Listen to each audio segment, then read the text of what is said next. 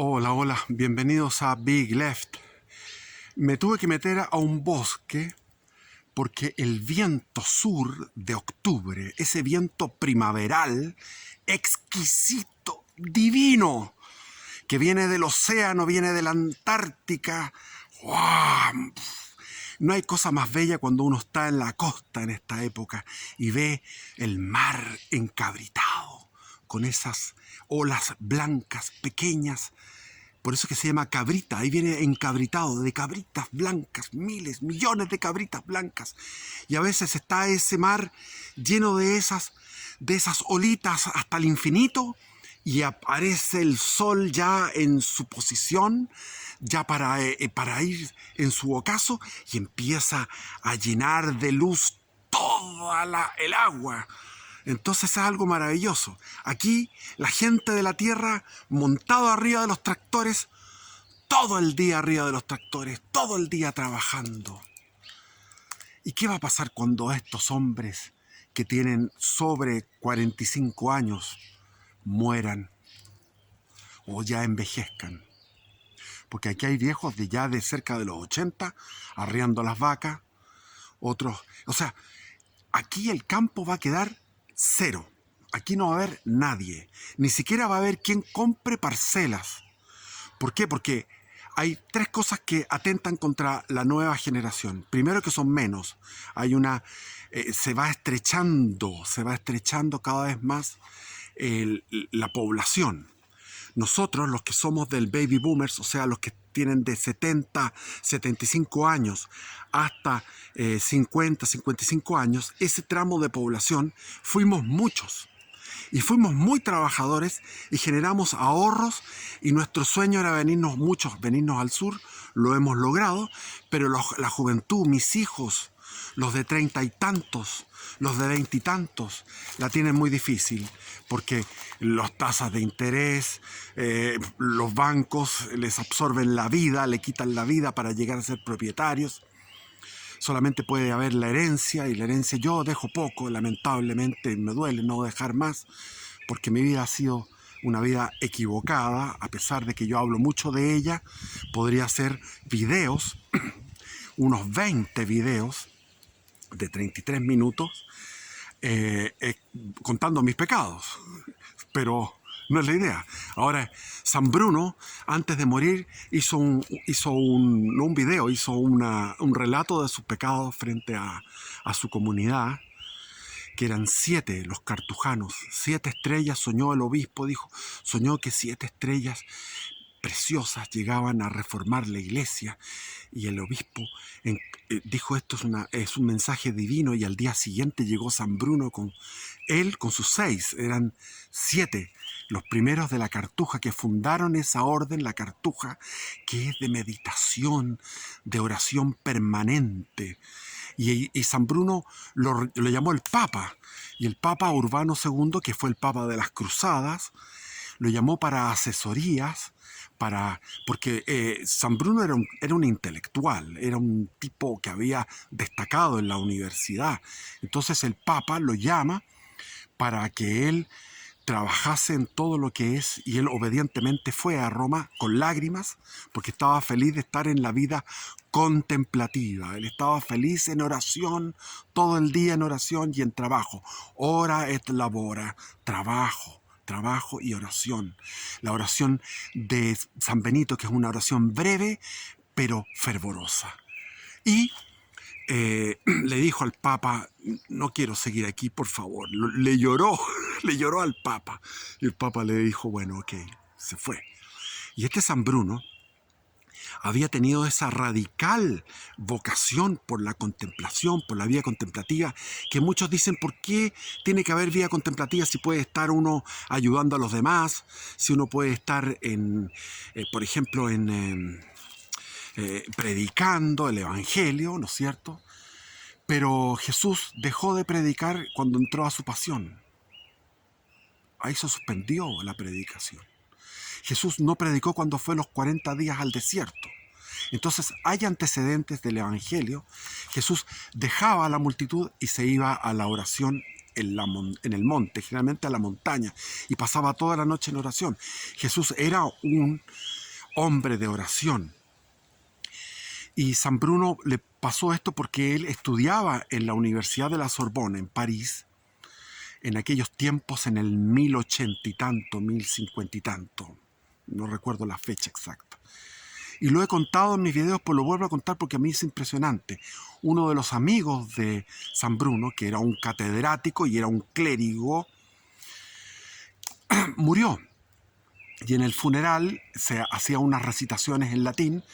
Se recitaba una parte del libro de Job que dice: ¿cuáles han sido tus pecados? Muestra tus pecados.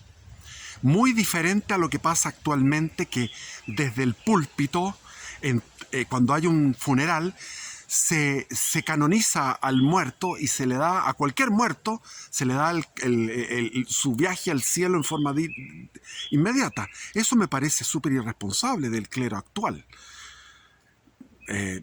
No voy a contar los nombres, pero a mí me ha tocado estar con uno que era hijo de masón, que me llamó una vez, me dijo: ¿por qué no intercambiamos mujeres? Él quería intercambiar mi pareja de ese entonces, que yo tenía con él, le había echado el ojo a la mujer que tenía yo, y yo quedé espantado. Dije, o sea, este intercambia mujeres, y después se metió en unos grupos eran unos grupos de orgías, y que cada uno tenía que tener su certificado de VIH, pero no le pedían todas las veces para orgía. Y este tipo murió de VIH, precisamente. Lo fui a ver, la familia, nadie lo fue a ver. Yo lo fui a ver a la clínica, moribundo, en un estado horrible. Y después vino el funeral. Fui también porque estaba acompañando a mi amigo comunista, que era el amigo de él, que el otro era hijo de masón. Los hijos de masón son un desastre. Los hijos de masón son un desastre. Bueno, y finalmente el padre dio todas las alabanzas al muerto. El pobre muerto era aficionado a las orgías, a unos grupos extraños donde se... Bueno, y entonces estaban en París, volvamos al tema. Murió y le estaban preguntando cuáles fueron tus pecados a este difunto. Pero era una fórmula que se hacía como ritual en latín, qué sé yo, y de repente el muerto se incorporó, porque en esa época no se usaba ataúd, sino que se lo ponía con una mortaja encima de una mesa, y el muerto se incorporó y dijo: por la justicia divina he sido juzgado. Todos quedaron impresionados. Después sí volvió a acostar el muerto. Entonces dijeron: esto es una cosa de locos. Y cuando se supo esto en París, al día siguiente llegó mucho más gente, se llenó la catedral, y dijo otra frase. Y no se atrevían a enterrarlo ni a terminar el funeral.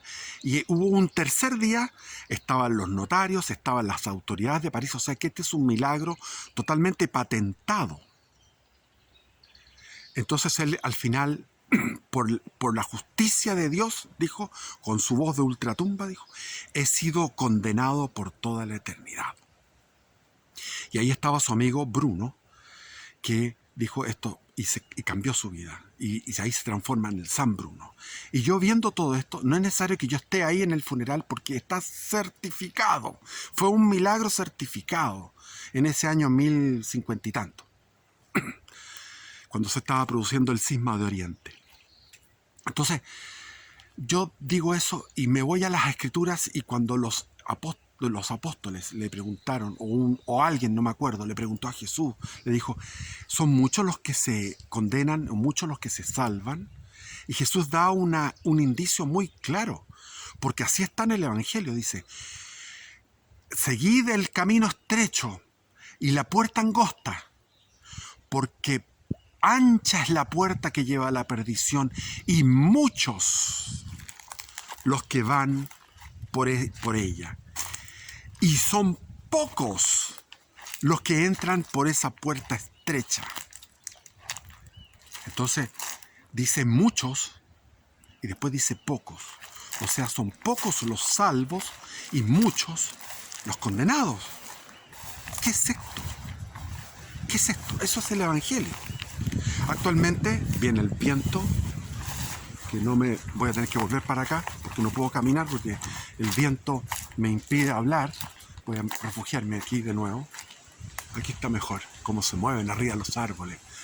Entonces, los clérigos actuales tienden a negar esto y a decir que son unos poquitos. Algunos incluso dicen que el infierno está vacío.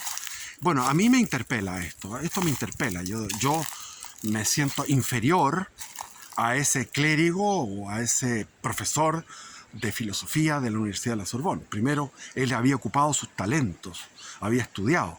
Yo, bueno, no voy a empezar a hablar de mis pecados porque sería largo, pero en realidad yo me siento, digo yo, si este tipo le cayó esto, wow.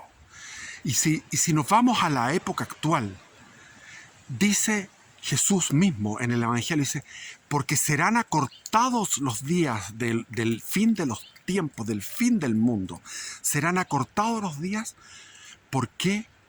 Porque hasta los elegidos serán confundidos. Es decir, lo que hay ahora, y lo dice la Santísima Virgen en las apariciones, en la aparición del 21 de enero de 1610 en Quito, a una monja en Quito, ella explica una serie de cosas anticipándose, incluso menciona a las masones.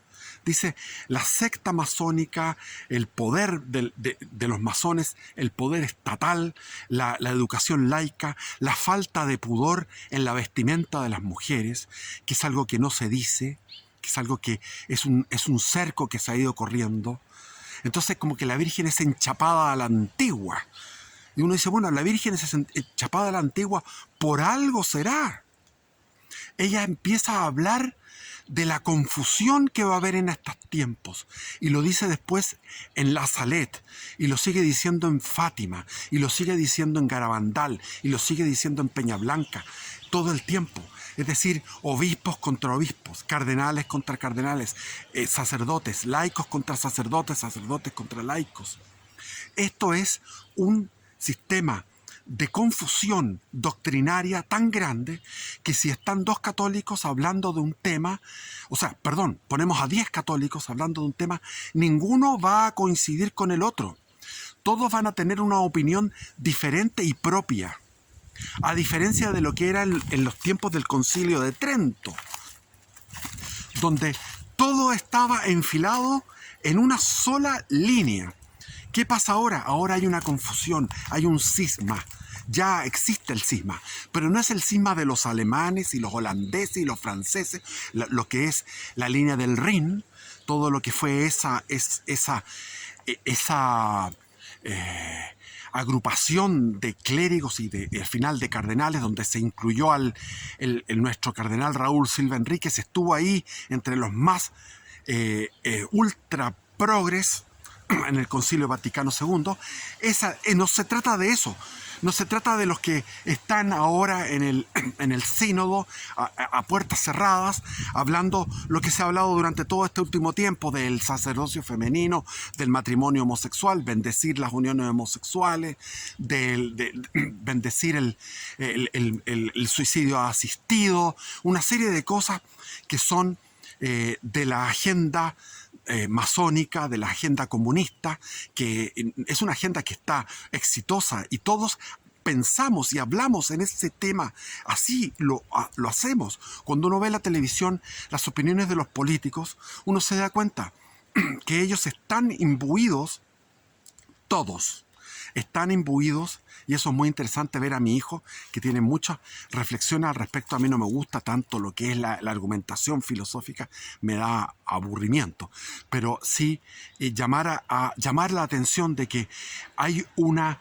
metaformalidad, le llaman, una metaformalidad, un discurso que es la sacralización de la democracia, la sacralización de la tolerancia, la sacralización, ¡wow! Llegó el viento, se está soplando muchísimo, la sacralización de la tolerancia,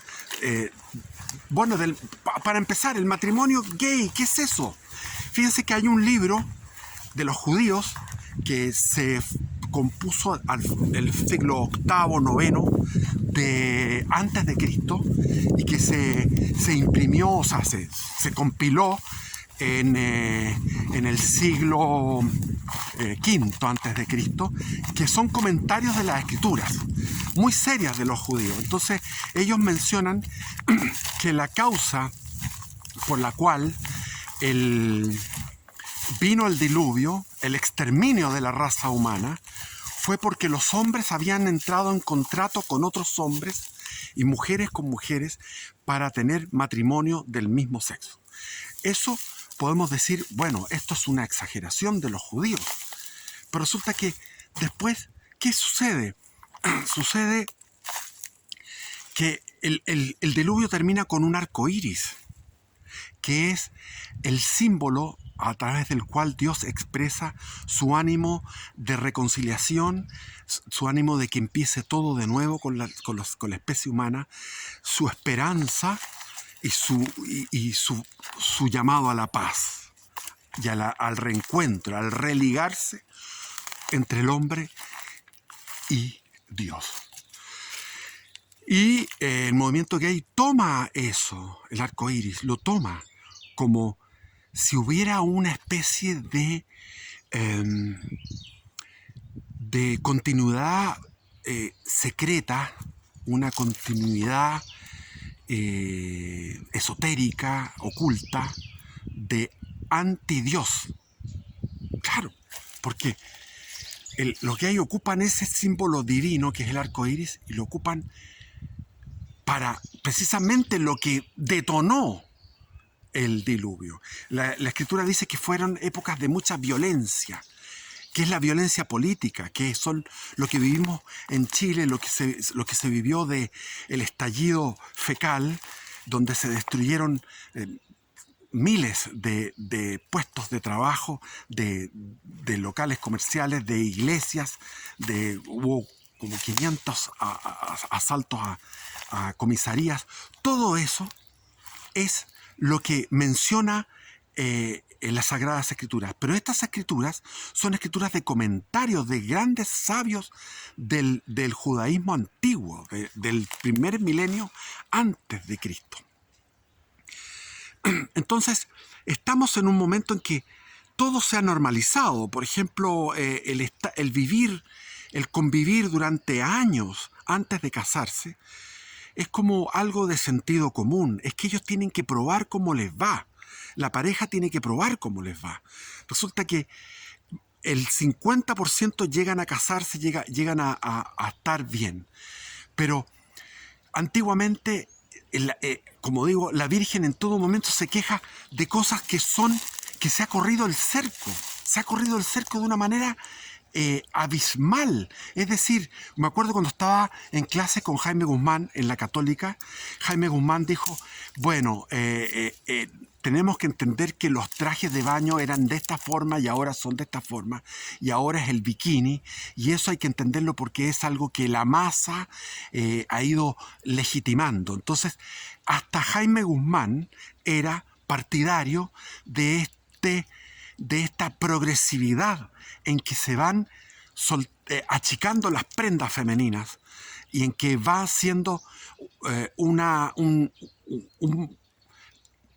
presentarse de la mujer sin pudor que genera en el hombre bien plantado, genera alteración.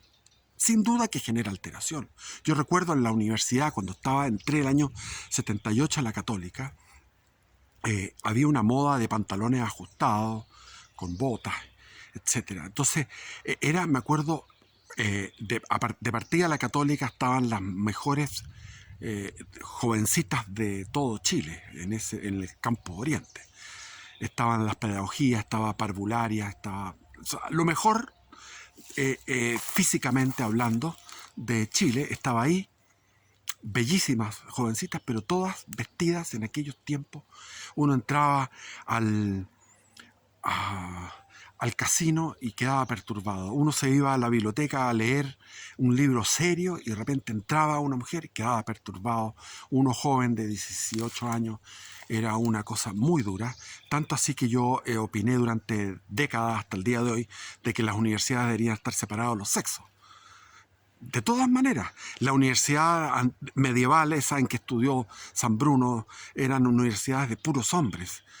Uno cuando está rodeado de puros hombres puede estudiar mucho mejor que cuando hay mujeres al lado. Es así. Sobre todo cuando hay mujeres que, no le digo cualquier mujer, sino que como está la moda.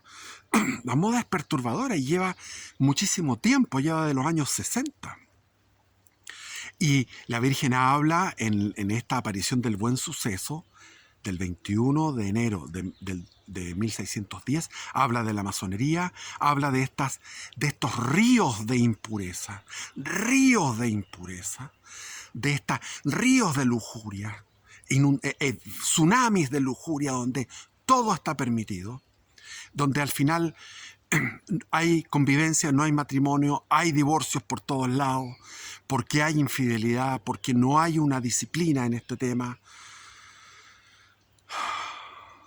Y la crianza, cómo se ve afectada la crianza. Y ahí está la agenda del feminismo. Feminismo lo veo en la televisión, porque aquí en el campo uno tiene el DirecTV para poder entretenerse un poco, y veo en la televisión cómo está la agenda mostrando todo el rato que las mujeres tienen que ser igual a los hombres, es decir, en puestos gerenciales, en puestos de mucha exigencia, de mucho estrés. Pero eso es malo. Yo no niego que una mujer pueda ser gerenta general y todo eso. Yo no lo niego, no le niego capacidades a las mujeres. Pero resulta que si la mujer se entrega a eso, se transforma en un hombre, reproductivamente. Es decir, no puede atender a un hijo. Eso tengo una sobrina que es sacó como un 6 y tanto en ingeniería comercial en este momento. No sé cuánto ganará, no tengo idea, pero debe ganar 7 millones una sobrina. Y ella ya congeló los óvulos. ¿Por qué? Porque ¿en qué momento va a ser mamá? Entonces, en este momento es un acto heroico ser madre. Es un acto heroico. Es tremendo.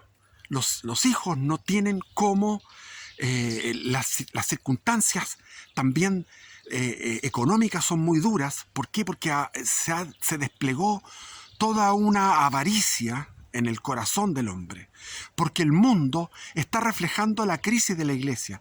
La iglesia es el sol, decía San Bernardo de Claraval, el reformador de los benedictinos, el fundador de los cistercienses en el siglo XIII. Y el que compuso esa maravillosa oración que es la salve, Dios te salve, Reina y Madre de misericordia, vida, dulzura y esperanza nuestra, Dios te salve. A ti clamamos los desterrados hijos de Eva, a ti suspiramos gimiendo y llorando en este valle de lágrimas, porque es un valle de lágrimas. ¿Y qué te venden? Te venden que es un valle de felicidad. La normalidad en la televisión es felicidad. La normalidad en la televisión es todo. Y no solamente la televisión, la normalidad que se respira en las mentes de las personas. Todo es una aceptación de sentido común de algo que es loco. Es decir, vivimos en una sociedad de locura. Porque ¿qué es lo que es la definición de la locura? La locura es cuando tu intelecto pierde contacto con la realidad. Cuando deformas la realidad a tal nivel que ya no es la realidad. Ese es el loco o la loca. Hablemos en lenguaje inclusivo, o el loque. El loque, la loca o el loco es aquel que no está teniendo una correspondencia entre su intelecto y la cosa. Entre su intelecto y la realidad. Y en este momento, el sentido común que rige es un sentido común laxo en lo moral, y después todos se quejan de la cosa política, si la cosa política es un reflejo de la situación de la humanidad. Y la humanidad es un reflejo de la situación de la iglesia. Lo que decía San Bernardo de Claraval, cuando el sol se oscurezca, cuando la iglesia pierda su fuerza, pierda su luz, entonces la luna ya no va, la luna es el mundo que recibe la luz de la iglesia, la luna va a estar roja, inundada de sangre. Las guerras mundiales. Me acuerdo de mi padre cuando veía toda la locura del mundo, decía, esto es por las guerras mundiales. Mi padre vivió las 2 guerras mundiales. No las vivió él, pero las vivió desde Chile, porque él cuando la guerra mundial era joven. en la primera, en la segunda, etcétera. Me decía, esto viene por las guerras mundiales. Las guerras mundiales hicieron un daño muy grande, pero desde de la Primera Guerra Mundial salió una caja de Pandora de puras maldades. Y de la segunda, otra caja de Pandora más terrible. Y si viene una tercera, va a ser peor. Peor todavía. Entonces, la iglesia perdió su luz. ¿Cuándo la perdió? A partir de en la segunda mitad del siglo XX, y lo dice la Virgen en sus apariciones. La Virgen es profética, certera. Si uno lee las apariciones de la Virgen, todo el tiempo está hablando de esta época y habla y menciona que estamos en el final de los tiempos. En el final. No va a estar hueveándonos la Virgen, no va a estar engañando. Estamos en el final.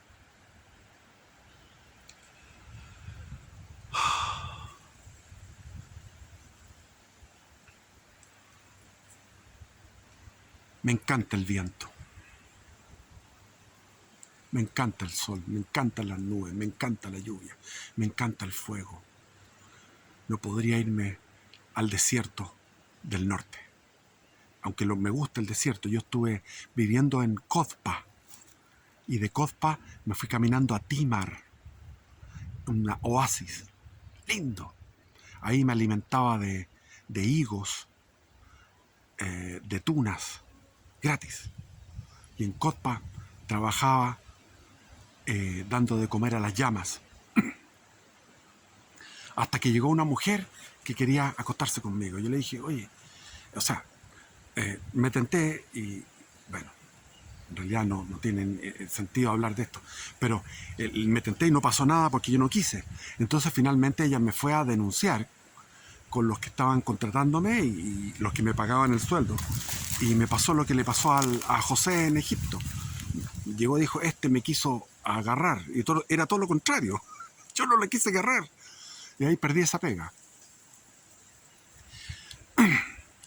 El mundo ha sido hecho a imagen y semejanza de la secta masónica que ha triunfado en todas partes. La independencia de estos países fue un desastre total. No hay nada que celebrar en el 18 de septiembre en ninguna de estas fechas. Yo recuerdo cuando estaba en el colegio, celebrábamos el 12 de octubre como el Día de la Raza y era una canción que todavía la podría cantar acá. Somos hermanos soberanos de la libertad. Hermanos soberanos de la libertad. De las repúblicas. O sea, toda lo que fue la independencia de todos estos estados fue anarquía, destrucción, agenda destructiva. Tremendo. Y estamos en el éxito de esto. Es un éxito. Lo que ellos han hecho es una cosa exitosa, tremenda. Estos países los han destruido. Argentina está destruida. Esa elección no me alegró. Yo pensé que Milei iba a sacar 40%, es lo mínimo. Y no alcanzó el 30, 29 y algo. Y el otro alcanzó 37. Si hubo fraude, hubo fraude. Pero si no hubo fraude, peor todavía, porque la gente está engrupidísima. Yo me acuerdo, me tocó trabajar en una empresa con una mujer que era secretaria, asistente, que había estado viviendo, se crió en Argentina, era chilena, pero le quedó un acentito tan agradable que es media chilena argentina, y ella estuvo viviendo en Comodoro Rivadavia toda su vida. Los papás fueron a trabajar al petróleo. Y yo estuve con ella años hablándole de política, tratando de convencerla. Imposible. Todos los argumentos que le daba, y ella muy respetuosamente, porque ella no quería enfrentarse a mí, porque yo estaba en un nivel superior jerárquicamente, y ella no quería enfrentarse, pero totalmente el cerebro lavado, convencido para el lado progre. Y en Chile tenemos 30%. Pero en Chile no está tan mal como Argentina. Argentina está peor que nosotros. Nosotros estamos empezando en nuestra pendiente. Llevamos 4 años de pendiente. Ellos llevan 80 años de pendiente hacia abajo. Y deberían haber salido 40 y tantos% el Milei, ¿no? Sacó menos. Entonces, es descorazonador. O sea, Argentina y Chile son dos países que están más locos que el resto del mundo, que es mucho decir. Claro, si uno va a Estados Unidos, se tiraron cortinas de humo porque la última revelación del Wikileaks era con respecto a la pedofilia que había, y estaba metida ahí la satanista de la Hillary Clinton, los dos Clinton y otros más, y los grandes estaban metidos en lo que era la pedofilia. Y la pedofilia después se la cargó a la iglesia. La iglesia, la cantidad de pedófilos, si uno los casos de pedofilia, los pedófilos los divide por los 500.000, 400 y tantos mil que son los sacerdotes católicos del mundo, y los religiosos y religiosas, etcétera, da un total de un 1,25%. En circunstancias que el promedio mundial son 2,75% los que tienen tendencia a la pedofilia. Y en algunas profesiones llega hasta el 8%. Sin embargo, la prensa se cebó con los sacerdotes y con la iglesia, pero con razón, por lo siguiente, porque el pecado no era el problema de los que es horrible, la pedofilia. El problema fueron los obispos que se dedicaban a trasladar de un lado a otro a esta gente. Es como trasladar una peste de un lado a otro. Entonces, los obispos fueron los que estaban haciendo un pecado gravísimo frente a la pedofilia. Y por eso que quedó así la iglesia desprestigiada, porque viene en una caída libre. La iglesia está en una caída libre que ya no hay cómo rescatarla. ¿Dónde está la iglesia? Cuando uno va a la Fraternidad San Pío X en Santiago, el único lugar donde se mantiene el catolicismo como debe ser. Y no digo porque sea el ritual en latín, no. Digo por la calidad de gente, por la calidad de respeto al sacramento. Porque en este momento hay una profanación ya planificada desde la jerarquía, una planificación para profanar el sacramento. Y eso lo dijo la Virgen también en esta aparición de Nuestra Señora del Buen Suceso. Lo que iba a pasar con las hostias, que les harían a pisotear, pies inmundos. Los satanistas han robado en la década del 90, robaban en todas las iglesias y ahora también, siguiendo, cuando pueden, roban hostias. Y ahora cuando están entregando la comunión en la mano, muchos se lo guardan en el bolsillo para hacer rituales satánicos. Nadie se podría haber imaginado, yo no me podía haber imaginado cuando era joven, al nivel que íbamos a llegar al mundo, el nivel de pecado que tenemos. No podemos estar peor. ¿Cómo vamos a llegar a estar peor? Y parece que vamos a llegar a estar peor moralmente, económicamente, políticamente, religiosamente, espiritualmente. Vamos en cuesta abajo en la rodada. Y tenemos que poner las pilas. Tenemos que salvar nuestra alma. Por favor.